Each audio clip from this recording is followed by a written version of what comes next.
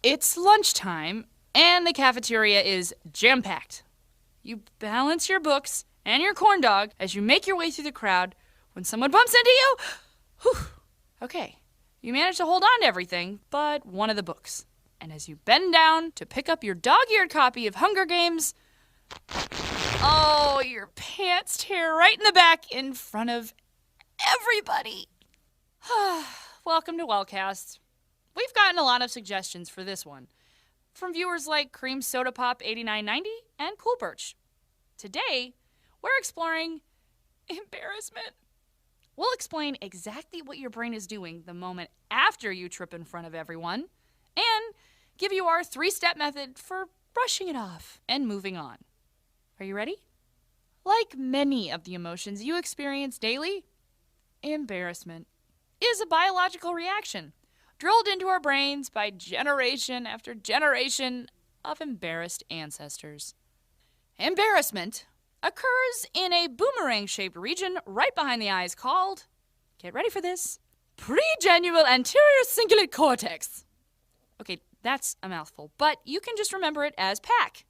You know, like, pack my belongings, I am moving to Canada and never returning. I am so embarrassed. Researchers at UC Berkeley discovered that the PAC lights up whenever someone's embarrassed. They did this in an experiment where they forced subjects to, get this, sing the Temptation song My Girl a cappella and then watch a video of their performances. Cruel, right? Activity in PAC shot up and corresponded with sweaty hands, racing heartbeats, and general expressions of, oh my God, this is horrible. That's where we come in. It's time for our 3 tips to getting over embarrassment. Step 1. Force yourself not to be the center of the universe. You need to convince yourself that whatever just happened isn't as big a deal as your mind is rapidly making it. Odds are it isn't. In fact, there's a tested scientific principle called the spotlight effect that states that other people don't notice nearly as many of your guffaws as you think they do.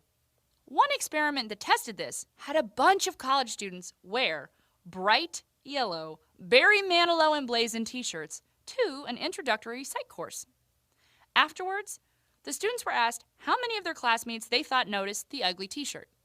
Invariably, the guess number was much, much higher than the actual number. So, first things first, take a deep breath and repeat the mantra.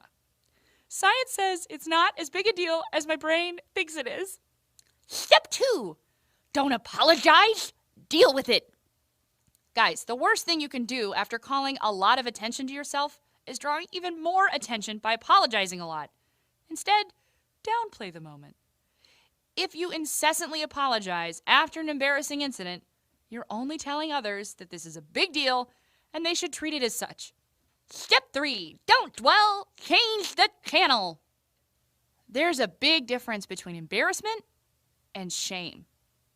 Embarrassment is often a natural and unavoidable reaction to an awkward circumstance.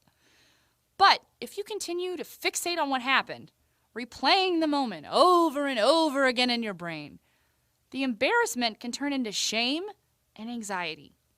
You don't want to carry that around with you. Instead, imagine your mind as a TV and the embarrassing situation as an obnoxious sitcom that's forever in syndication. Change the channel and replace that awful sitcom with something positive. A good memory or a joke or a book that you read that you really liked.